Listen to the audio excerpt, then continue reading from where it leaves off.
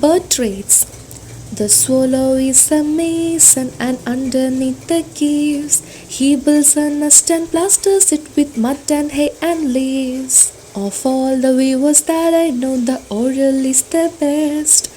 High on the branches of the tree she hangs her cozy nest. The woodpecker is hard at work, a carpenter is he, and you may hear him hammering his nest high up a tree. Some little birds are minor, some build up on the ground, and busy little tailors too among the birds are found.